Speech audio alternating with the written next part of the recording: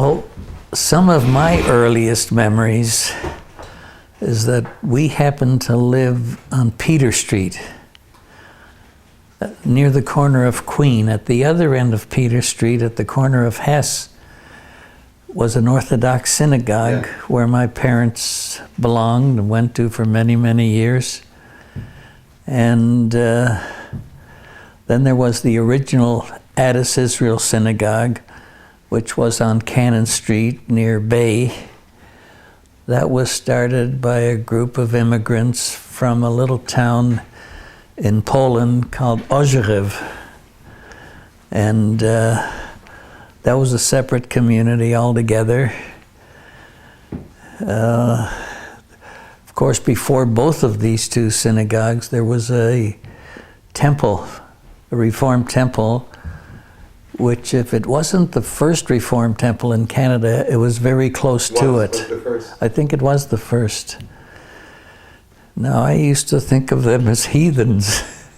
Yeah. And they were really three separate communities, but the communities were joined for the children because there was only one Talmud Torah. Oh, really? Down on Vine Street. Right. Which I think ended up as the original funeral home, which is now moved, of course, to the West End near here. Now, that one cheder, there was a lady there, a Miss Croach, who everybody my age and less and more all knew Miss Croach. She was a very dominant kind of a person.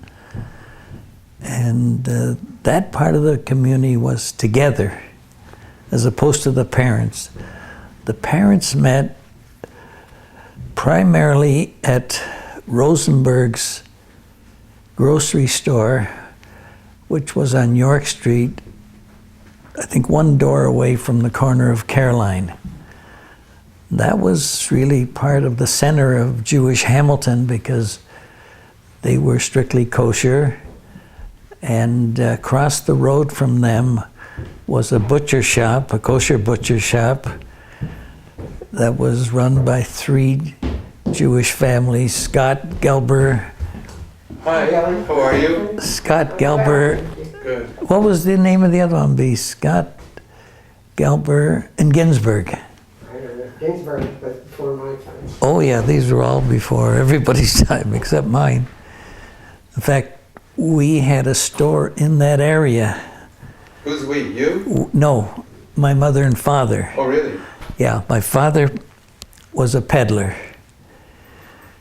because in those days, the early or middle 20s, I think we came here around 1924, directly from Russia, and everybody in this field who didn't have any kind of a trade or vocation, they would go to the office of the Goldblatts on Robert Street, and they would give them $100 to buy a horse and wagon, but they had to sort of promise to give them the steel, the scrap from that, because that was really their business.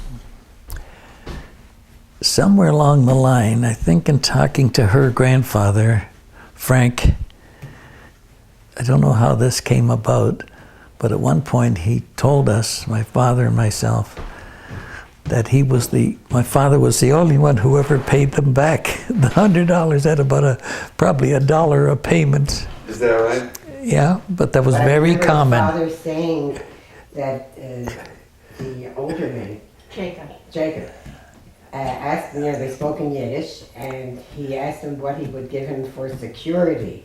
And he said, "Ich give euch the Hand." And he said, as soon as possible, after he put the money together and took it back. They paid it But back. that always impressed me. Ich give euch the Hand. That's it. What more do you need? Yeah. Oh, I don't know what that means though. I give you my hand. Oh. There's a wonderful picture at the Jewish Community Center. Of the picnic at Dundurn Park? You're in that picture. Everybody in my age group that was part of the one cheder. No. This is not. Oh, I'm sorry. This is you. What's his name? Your next door neighbor. Frank Shapiro? Frank Shapiro. Yeah, you're like a golf. You're. I don't think Frank Shapiro was in that picture. Sure, he's in that picture. Frank Shapiro? I don't Sure. remember him. Well, he was a golfer you're later. In your 20s. Yeah, We have a copy of that in the office. It's community center. Yeah, it is there. I Yeah. was a very early Jewish golfer, long before Beverly started. But I think in that picture, Jerry Sherman may have been in it. He's in it. Very good. Muff Silver, was he in there? I don't know. I'm not sure. Excuse me, Chuck, what were you saying about Lefty Bulls? Lefty Bowles, his parents had a deli, part grocery store, part kibitz place for guys to come in the back room and play cards all day. He told us a famous story one time about a Jack Giddis. He was a furrier in Hamilton. He had a furrier shop on King Street West near Park. And one day he came to Lefty's father and he said he has a cousin coming here to Hamilton from Montreal because he has no work. He said he has no money. Whatever he wants to eat, give it to him. I'll be good for it. Fine. A few weeks later he came and he went into Lefty's place, or Lefty's father's place, and told them he's the man who Jack Giddis told him that he would come here to eat, and Jack Giddis would be looking after him.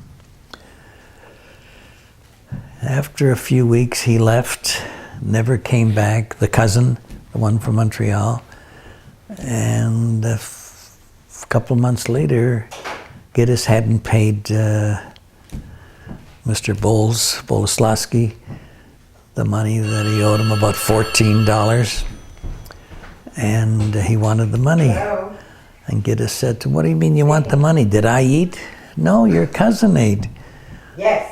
"Have you got anything in writing?" "No, so what do you bother me for? I don't owe you anything. I don't have to pay you."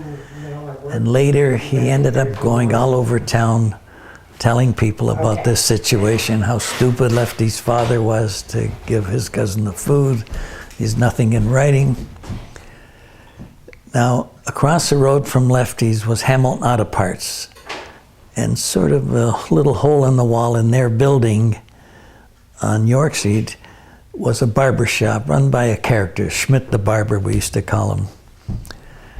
One day, Giddis went into Schmidt the Barber's barber shop to get a shave, and he had to wait. There was another gentleman in the chair with a wet towel on his face, having a shave. And he told Schmidt the barber this story. Anyway, finally, a couple of months later, Lefty's father sued him in small claims court. Finally, the day came when the trial was going to be held, and they both went to court, and they called up Lefty's father to tell the judge his story, and he did. Then they called up Jack Giddis, and before he could tell his story, the judge says, "You're guilty and you have to pay costs." "Please, Your Honor, let me tell you my story." The judge said, "I know your story. I was in Schmitz the Barber having a shave when you came in and told the story." Great story. True story. I thought of that to indicate that there were a lot of sort of colorful kind of people in those days that, if they exist today, they aren't that common. Like Right. everybody, the whole community doesn't know them and their habits and Were there other characteristics. people besides other people that spring to mind who were kind of Well, colorful people? Or? Well, there was another story about the same two people, Jack Giddis and Lefty's father. One day, Jack Giddis was at Lefty's place in the back playing cards all day, and all he had was a bottle of pop, which in those days was a nickel. On his way out at the counter, he said to Lefty's father, "How much do I owe you?" He said, "You only had a bottle of pop, you owe me a nickel." He took out a $100 bill and put it down on the counter. Lefty's father didn't say anything. He took the $100 bill, went in sort of behind the counter. There was like a little warehouse area. Came back and counted out $99.95 like it was a regular transaction. Get us changed from 6'3" to 3'6". That's nice. Now, one of my earliest memories on our street. Tell that story with the glove. That was a nice story. Okay, on our street, Hess Street, every house except one was lived in by Jewish people. One couple who lived right next door to the shul, the first house next to the shul, were named, what was her name? I'll think of it. They were the grandmother and grandfather of a man who became, I think he just retired as the top judge of the Supreme Court of Ontario. Oh, why can't I think of his name? He and his parents lived in what was called Corktown, where a lot of Irish people lived. That's why it was named Corktown. It was up around James and John Street South. That's Corktown to you. Yeah. Not Corktown, Cork. No, Cork, C-O-R-K. Anyway, he became a very famous top lawyer. His grandparents, who lived on our street, were our babysitters for the rare times that my parents would go anywhere without taking myself and my two younger brothers, which wasn't too often in those days. Geez, I just can't think of the name. I know him well. Anyway, but mostly on our street, the one house that was not a Jewish house were, Russians or Polish people, and they had a son about my age. He was everybody's Shabbaskoy. Friday afternoon, he knew he had to come in and turn off everybody's lights. Saturday night, he had to come in and turn them on again. Peter Honcher was his name. He lived across the road from the family whose name I can't think of. But all we did and thought of was sports. Every season as it changed, we would be involved in that sport. Now, at one point in Hamilton, in the general community, lacrosse became a very big sport. You hardly hear of it anymore in Hamilton. It's still played. In fact, it's the only real Canadian game there is, because it was started by the Indians. People think hockey was. Hockey wasn't, and now it's even less so as a national game. But to play lacrosse, you had to have a lacrosse stick. And it cost $1 or $1.50. But my parents didn't have any money to waste on lacrosse sticks. I remember crying, literally crying for weeks and begging till they finally got me a lacrosse stick. But I had to have it, or else during the lacrosse season I would have nothing to do. I had to watch the other guys. We used to even have like a Olympics for ourselves with 6 or 8, different events. We'd race up and down the street. Also, to bring this story up to date a little, like today, it's still hard to get a minion today for morning and evening, and very often they would come out, somebody from the shul would come out onto the street, and we'd be playing whatever it was, baseball or hockey or whatever, and call in 3 or 4 of us after we became bar mitzvah to make up the minion. It's interesting. Did you always go to the Beth Jacob? No, I always went to the Hess Street shul. Okay. Until we got married, which was about 47 years ago. Now, Beth Jacob at that time did have a rabbi. Their original rabbi was Rabbi Levine, who was the rabbi of the city. He practically started and owned the Hess Street or Peter Street Synagogue. But then when a couple of years later, when we had a child, we had to Thank you. join a synagogue that would have a school, because by then Addis Israel had started their day school, and there was no more Talmud Torah. So we had to join another shul, and since we were both from an Orthodox background, we joined Beth Jacob, which I think may have just turned conservative around that time or a little bit later. From Orthodox. Yeah, from Orthodoxy to conservative. And You probably remember this much better than I do, because I wasn't here at the time. When the Talmud Torah was no longer, and there was the Hamilton Hebrew Academy, did everyone sort of feel that the Hamilton Hebrew Academy was the best thing that could happen no, to Hamilton? no, No? no. There was a lot of opposition to it. To a day school? Well, can I think understand that a lot of part, it, Chuck. a lot of I it think was more so that it was going to be an Orthodox day school with a very right-wing perspective. I see. I think that had a lot to do with the problems. We weren't against it. We had all our 3 children go there. And in many ways today, now that they have gone, I'm happy that they did go. They really learned a lot of Yiddishkeit that you would never learn either in the Talmud Torah, or I don't know how many, but quite a few, like individual lehrers, teachers. Right. But that really didn't work. And also across the road from the Hess Street Shul, across the road on Hess Street, there was a shamus there of the shul, a Mr. Pearl. He ran a little cheder of his own.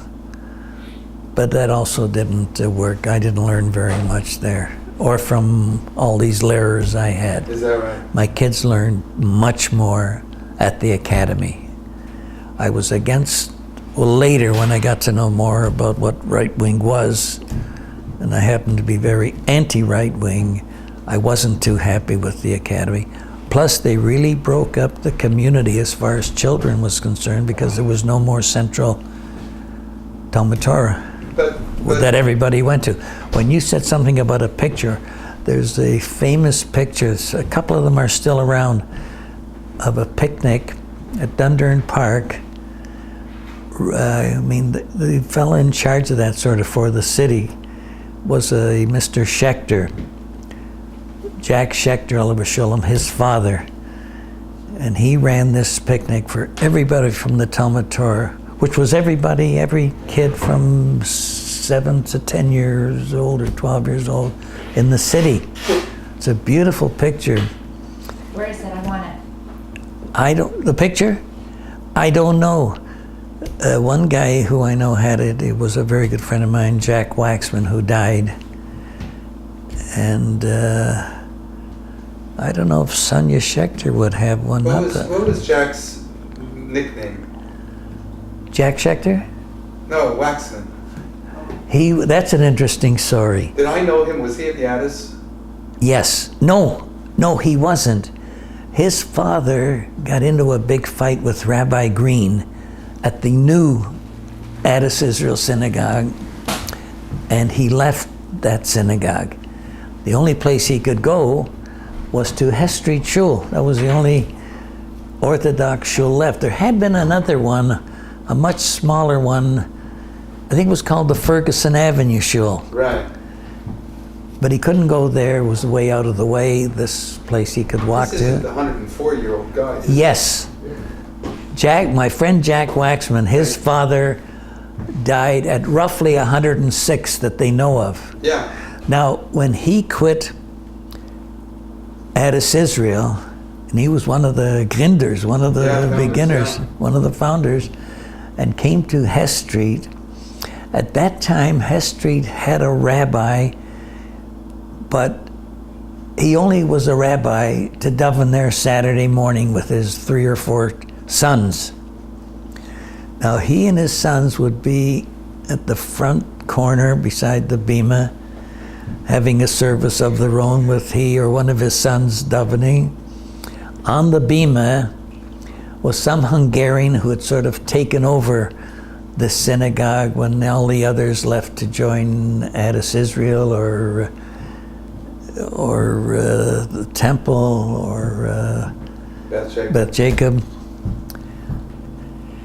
They would be davening for the few people that were still there, these few Hungarians who took it over after they had to run away from the invasion of Hungary by Russia in 49 or 59.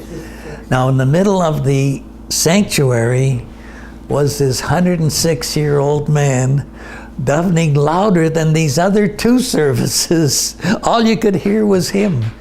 Now, I went there fairly often, especially for Kaddish or whatever, and I'm so sorry that I didn't make a tape of him davening louder than the other two services combined. This guy... Now, wait, let me finish this part. I'm sorry. His son was known as Little Jake because he had a first cousin whose name was also Jack Waxman or Jake Waxman. He was a little bigger. He was a little bigger than Little Jake. So he was called Big Jake, and the other one was called Little Jake. But as time went on, Little Jake got bigger than Big Jake, but his name always remained Little Jake or Little. Really? He was Little as a normal everyday name, and the other one was Big. Now, Big became almost a famous man.